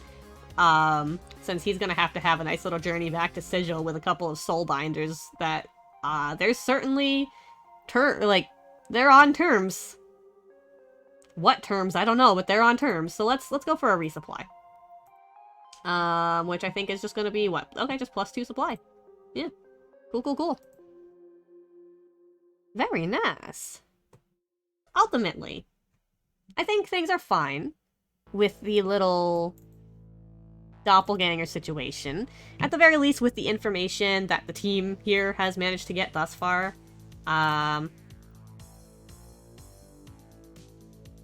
I guess let's give Yelena a proper... I don't think I'm gonna put her token down. I kind of just... Tokens... Nope, that's for D&D. In general, mine. Starforged, faction... I'm actually using that one, even though I had that one called Soulbinders. I just said I'm not gonna put her token down, but I'm gonna put her token down. I'm just gonna put it right there. Okay. So anyway, everybody board the Fall of Icarus. I think things are more or less resolved here in Koshiba, for the time being. Faye, you know, I'm kind of wondering, right? Faye arrived, and I think that was some progress on the whole, finding a home situation. I think just getting to be there for a couple of days has given them more of a lay of the land, for the area and what Koshiba's like. So they've got more information to work with on that. It's not a lot of specifics, but for them, they've gotten some details about it hashed out and figured out. So, again, this is one of those things where, with this being a entire epic rank vow, we're going to need a lot of little tiny steps. So I think that's a fair point to consider progress. Anyway, it's time to be heading back to Sigil. Wow. If I recall correctly, actually, because we don't have to make a move or any, like a roll for the, oh, actually, yeah, there is a roll to see how things are going. Right. Adventure. Quest. No. Exploration. Yeah, set a course is what we're looking at. Roll plus supply. Right, we need that. Weak hit. Weak hit is acceptable. You arrived but faced a cost or complication. We suffer costs en route, make a suffer move, or 2 suffer moves. Or face a complication at the destination, envision what you encounter. Well, considering the state in which we left things at Sigil, you know, that's, oh, I just saw my connection drop, so hopefully that's okay. But yeah, we didn't, I mean, we left things at Sigil fine. Except for the whole ghosts situation. Has anything come of that? Face a complication at the destination, envision what you encounter. Yeah. I think that a problem has come up. So, Faye and their newly acquired Soulbinder pals, quote quotes, arrive in Sigil. And are able to land the Fall of Icarus and check in with Kendra, and she immediately has bad news, which is, yeah, those ghosts. Yeah, they've been encroaching. They have been encroaching on the settlement. Now, it's not a miss, right? It's a weak hit, so things aren't terrible. Could have been worse, right? Like, if we... To compare, what's a miss look like on set a course? You are waylaid by a significant threat and must pay the price. If you overcome this obstacle, you may push on safely to your destination. Okay. But yeah, so I think that Sigil, there's not like an immediate crisis in the sense that people aren't actively dying when the team arrives, but yeah, the ghosts have been seen approaching the settlement. There's been scouts, expedition teams, all those people who you know, usually go out there in the wilderness for, like, supplies and, research and whatnot. And people have been reporting signs of ghosts. Some people who have wandered out there have not come back. This place already didn't have a very big population. That's fine. Yeah, they definitely match the description of what Faye encountered. So, the ghosts are approaching. Which is more of... It's not... When I say immediate, like I said, people aren't actively dying as we land here. But it is immediate in the sense that we gotta get on this right now. We don't have time to... We don't have time to waste. So... Oh, however, we did get Soulbinders back here. Now, technically speaking, the objective was just find Soulbinders to help Sigil with the ghost problem. Not so much get involved with the ghost problem ourselves. But I think Faye's gonna get involved with the ghost problem himself. Because, like, he's been here, he helped out, he was involved in the ghost situation. They're kind of buddies with Kendra. Actually, on that note, come back here, moves. So, what constitutes developing our bond? Because we did the thing. I guess when we complete the vow, right? That probably makes sense. When you reinforce a relationship with a connection by doing any of the following. Swearing a vow to undertake a perilous quest in their service. We already did that part. Completing a quest to their benefit. Leveraging their help in desperate circumstances. Giving them something of worth. Sharing a profound moment. Standing with them against hardship. And overcoming a test of your relationship. I kind of wonder if this could reasonably fall under standing with them against hardship. Because it's kind of like, hey, I did the thing, and I came back personally to make sure that they come here to help you. Yeah, I am gonna say that that counts. I want that to count. You may mark progress per rank of the connection. Kendra's... I feel like even Kendra's kind of like, oh, you actually came back. Oh, cool. Thanks. However, there is actually the problem of you know, handling the ghosts. So, let's work on that, shall we? So, Faye already knows the way out to the precursor vault that the ghosts have come from. But the problem is more in the sense that, the ghosts have come out of the vault. They're not all still there, it seems like. They've been wandering out in the wilderness. B, I feel like even Soulbinders can't really just stab a ghost. And they're precursor ghosts, too. So something kind of needs to be done about that. Now, that being said, though,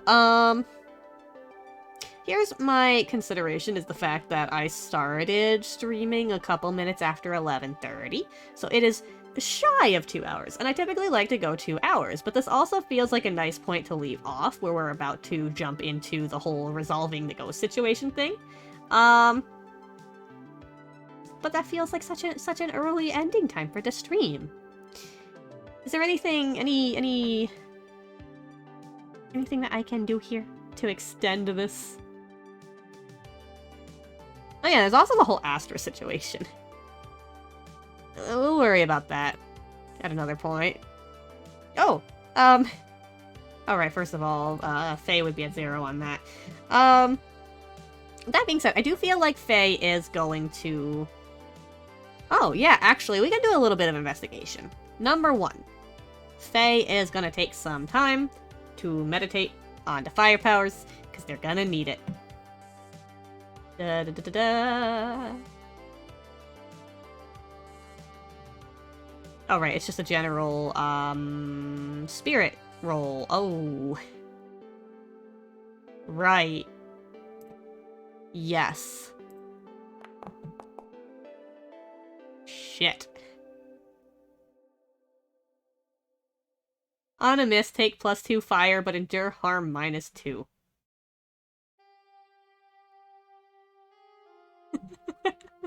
Well, isn't this familiar?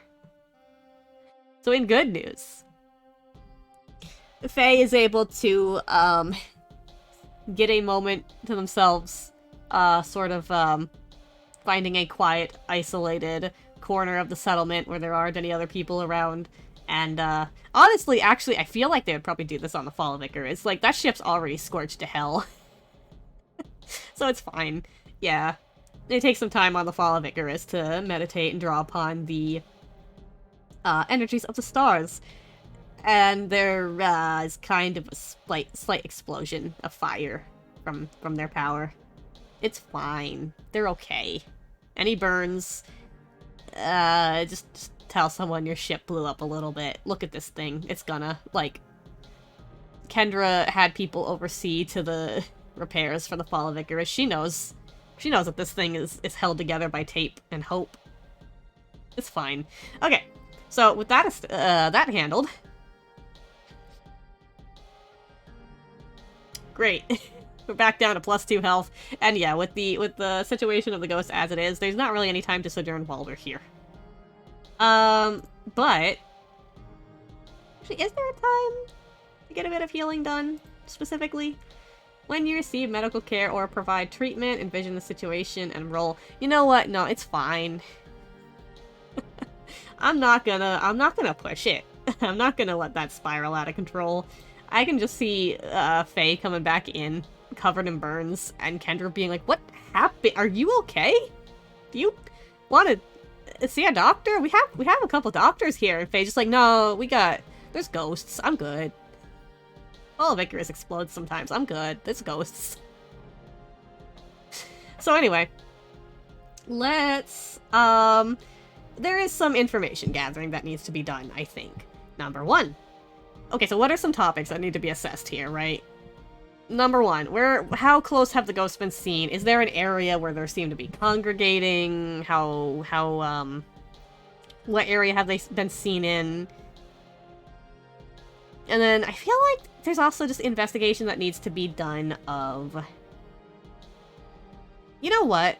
On top of that, let's also add into this any lore that the people of Sigil know about the local precursor vaults, because they've opened a few, right? They've gotten resources and materials from a few. There's been some valuable stuff on the surface of the planet because of these things. So they probably know some things about the precursor vaults. On this planet in particular, at least. Shit. Your investigation unearths a dire threat or reveals an unwelcome truth that undermines your quest. Pay the price. So, we find out bad. That's what the Sigil people know. Involves a notable person. Involves a notable person. Oh boy, is this to do with one of the founding families? Is it the Silva family? Is it the assholes? Or maybe it's Kendra's family. But I think the vibe that I got was that the Silvas are kind of a little bit more top dog than the Khoslas are, at least as far as, like, the business end of things goes. Because, yeah, there's, like, several families that kind of founded and supported the creation of Sigil. And Kendra's family are merchants who have handled a lot of important trade. But the Silvas kind of have a hand in that as well, I think, as well as, like, mining from asteroids nearby. Thus, they've had conflicts with Astra, who also mine from asteroids. Kra, hello! Thank you for the raid. Oh my goodness. A whole 8 people. Oh my goodness. Hello. Oh, hello, AMD. Nice to see you. Hello. We got a decent number of people here, so... Oh, Soneri, first time chat. Hello. So... introduction then for the folks who haven't been here before. Hello, ladies and gentlemen, esteemed envies, as I like to say, because it's not just ladies and gentlemen here, potentially. Hello, I am my Starberries, the most pastel vampire. I am playing some Starforged, the solo tabletop that takes place in space, or at least my campaign chooses to do so in line with the original book. The actual intended book material, I should say. That was a terrible explanation.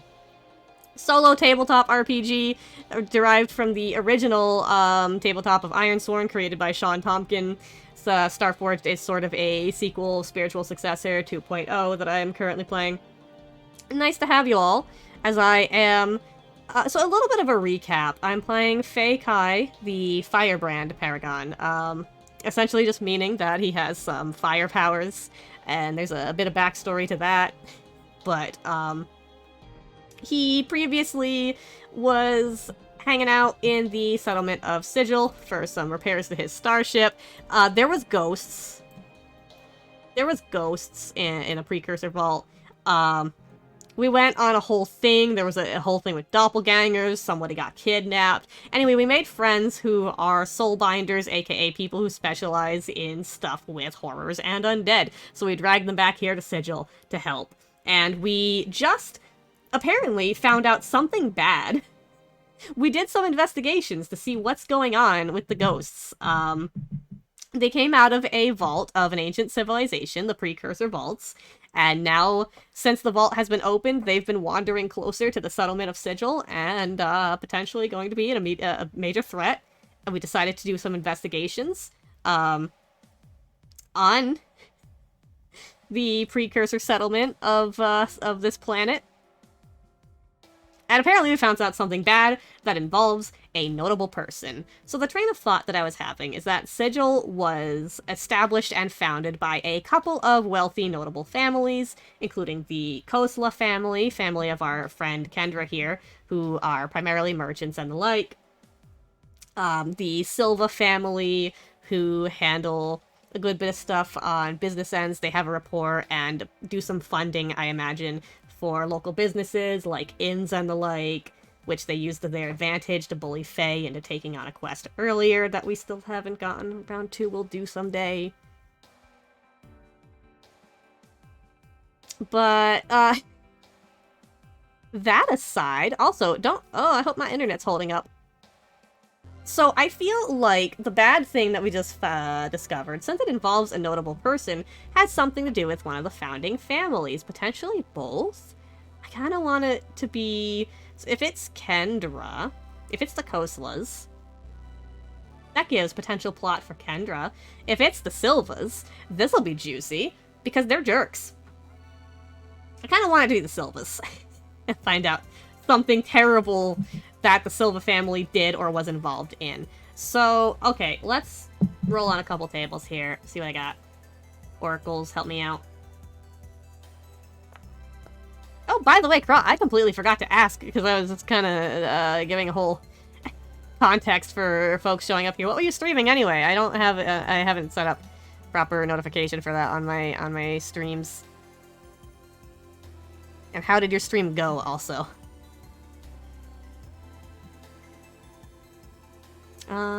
We got, acquire fame. Oh my god, what did you guys do?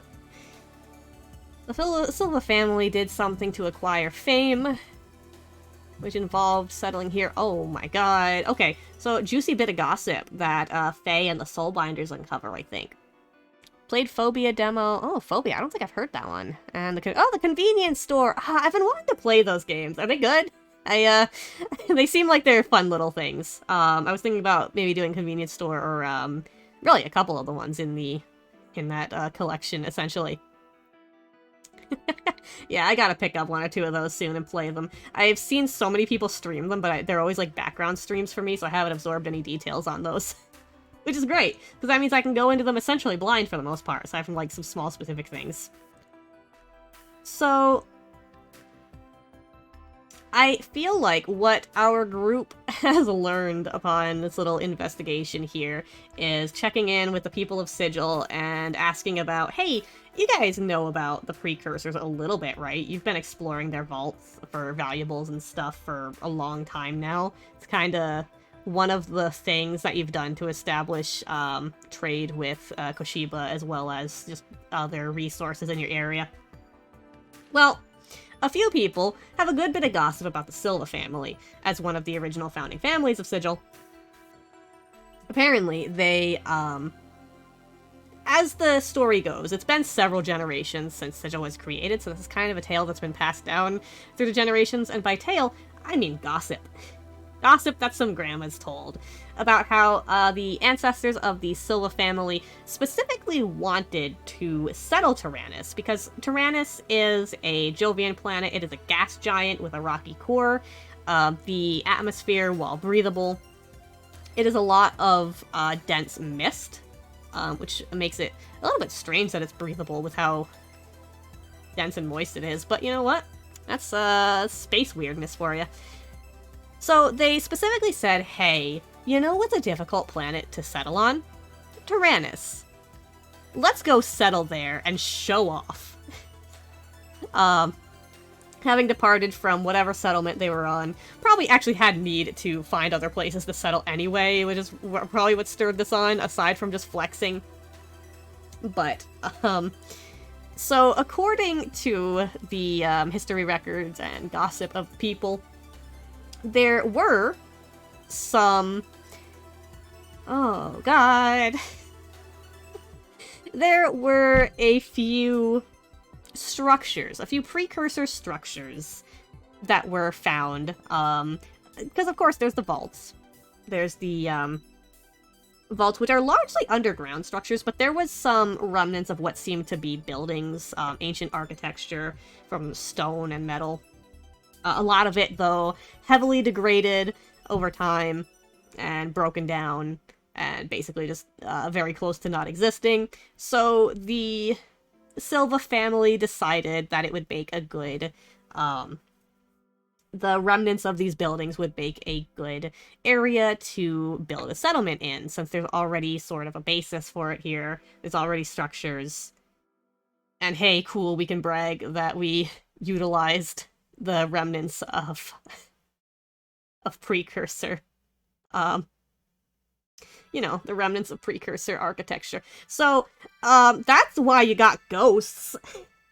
The precursor ghosts, from that escaped from that vault, Yelena and Phantom's takes on it is that chances are they are, simply trying to return to their home settlement and murdering people in the process a little bit. Could also be that they have some other reason to return here, but yeah, essentially, we got a little bit of a predicament in that y'all kind of just built your home on an ancient settlement from a previous civilization. How do we deal with that? How do we get ghosts to stop? How do we get space ghosts to stop? Space ghosts that are tentacle ghosts, because as my take on it is, the precursor spirits are more into... Probably did not, potentially at the very least, didn't have humanoid forms. Forms are a little bit unknown at this point, but their spirits are a bit more in tune with the natural energies of space and have more of an amorphous form and are tentacle ghosts, essentially. How do we either A, put tentacle spirits to rest, or B, destroy ghosts? Or otherwise resolve that control weapon. It could be that there is a potential weapon that could be utilized to fight them. Because as I've mentioned, I imagine that soulbinders can't just go stabbing ghosts. But the predicament here, and I'm sure when worse comes to worse, oh, also, I just saw Tsuneri has followed as well. Thank you very much. For some reason, it took me a little bit for that notification to pop up properly on OBS. I don't know why. But I appreciate it. Also, I have new sound alerts that I have added through my channel points. Yeah, so the problem here is that, we got a couple of options, which is that the people of Sigil can relocate, which seems... I mean, that might be necessary, but... is that practical at this point? Because also, their entire settlement is a large interior structure. You know, because there's so much mist outside that they're basically just a bunch of connected buildings and hallways, similar to Koshiba. So I don't think that relocating is all that practical of a solution in the short term when there's ghosts about to come and eat your faces. So yeah, I think the ghosts actually have to be exorcised or eliminated. Now, do the soulbinders have a means of doing so. Oh, my internet. Oh, what's going on my internet? Okay. How's the stream doing? My internet just, I just got a notification that my internet was going down horribly. As long as the stream's holding up, though. So I think... Alright, Yelena and Phantom I need to... Okay, good. Glad to hear it. I think Yelena and Phantom need to make some preparations. I think they need to actually prepare, like, a proper ritual that they've been trained in to exorcise some ghosts and actually have them get out of here. Get skedaddle, skadook, be gone, you spooks. Which is gonna have to be done either multiple times over wherever the spirits are, or, done over a large area. I guess let's... Okay, we're gonna do another gather information to find out, are the spirits kind of like congregating in an area? Are they coming here in a nice single file line where they're all grouped together? Or are they just all kind of like spread out everywhere and wandering meanderingly? Because that's gonna affect how easy this is to handle. A miss. Your investigation unearths a dire threat or reveals an unwelcome truth. So, the answer is, no, they're wandering. They're wandering, they're spread out. They're a problem. We're gonna have to go tracking down ghosts. So, is it? It's probably more practical then to help Yelena and Phantom.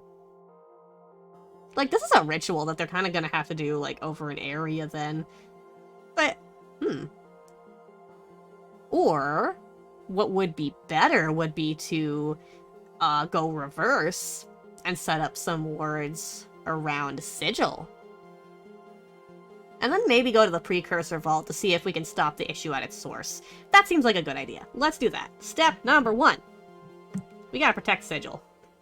Because these people aren't moving anywhere. Can we... I think Secure an Advantage would work well for that. Yeah, let's roll Secure an Advantage. This is mostly... really Yelena and Phantom doing this, but, I mean, it's Faye's... Faye is the protagonist, so essentially, narratively... Oh! Ooh! We got an opportunity! Oh my goodness, after all the horrible rolls we've had recently. I like how last session I was rolling so well, especially during combat, that I was afraid of it actually kind of getting boring. And now this session, the dice are just like, nah. Nah. Alright. You succeed, take +2 momentum, add +1 on your next move. Okay, great. So, A, we're actually back up into positive momentum. That's very good. After being at 0 this whole bit of time. B, we get a +1 on our next move. And we have an opportunity, which means that there could be a little bit of extra good in that for us. I feel like... Oh! Yeah, I kind of get the idea that Yelena and Phantom basically have Faye just helping and gathering materials and drawing, like, symbols and the like for this. Faye doesn't know what he's doing, but he's following their instructions and doing it well, as it seems. Maybe the glow cat can help. I don't think the glow cat can help. It's a cat that glows. But that's okay.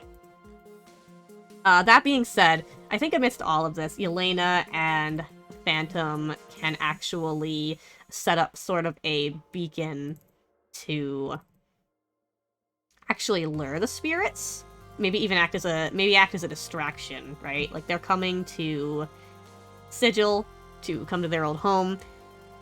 Yelena and Phantom are able to set up a barrier around Sigil, essentially, to protect it from, like, warding the spirits from coming in. And meanwhile, are also able to prepare a, sort of this, like, large crystal, I was gonna say crystal ball. I mean more, it's more jagged. It's not 100% smooth. It's like a big old D20. But it's pretty large, basketball-sized, which will apparently according to them anyway, it'll be a beacon to lure spirits towards it. Which is great, because then they can get the spirits in, as many as possible, and try to, maybe we should take this back to the vault, right? Try to lure the spirits, get them all back to the vault that they're coming from, that they came from. That seems like a good idea, because that way we can also, in case there's anything going on in the vault that's, instigating this, then we can handle it while we're there. So, what will that count as? I feel like this is more of a face danger, because at this point, now that we've got protection for the settlement itself, Faye, Yelena, and Phantom. First of all, Faye was able to borrow a hover bike from Kendra last time we were here. I think Kendra's just like, yeah, take it back. You can have it again. Hover bike is back. I can type hover bike. Yeah. Kendra's just like, here, have it, take it. Help. There's ghosts. Please. So we get some hover bikes, head out into the rocky, foggy wilderness of Tyrannus. Get some headlights and other special lights for seeing through that fog, bringing this crystal. Gonna be a bit of maneuvering here to basically lure the spirits without getting outright attacked by them, as well as navigating any other dangers, because last time we were here, Faye got bit by a crystal dog. It was fine. So I think that's face danger. Could either be edge or wits, because I mean, speed, mobility, or agility, but it's also expertise, focus, or observation. I feel like it's more that one. Strategic movement and planning, like, basically strategic routing along the land and utilizing this thing as a lure. So I think it's more wits. Or is it deception, stealth, or trickery? Wits.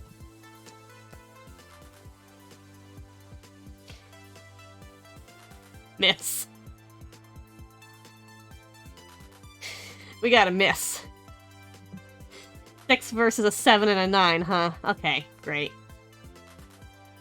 You fail, or momentary success is undermined by a dire turn of events. Ooh. Is this the Doppelgangers all over again when we're about to get surrounded? Oh no. Yeah, so I think we're definitely at least able to get the spirits. The question is, what's going horribly wrong here that was not accounted for? Or...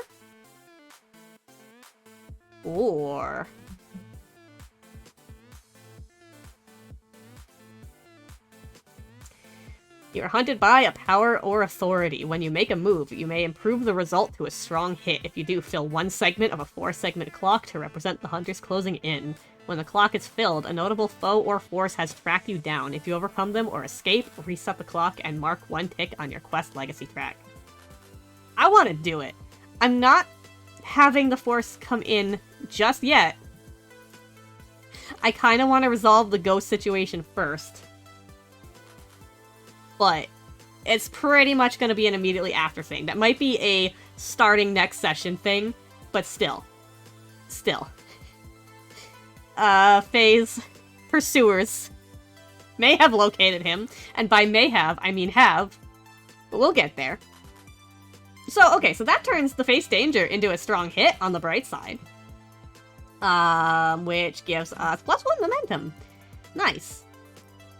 On a strong hit, you are successful. Cool. So the group is able to lure the spirits, at least the spirits that they can find. Ideally all of them, because this thing should actually have a pretty large range. And just kind of lure the spirits back to the precursor vault where they came from to begin with. Which is, we're at a point where Yelena and Phantom are going to have to perform a ritual that's going to, get these spirits to ascend. Be gone! Disperse into the cosmos! Please! You're done.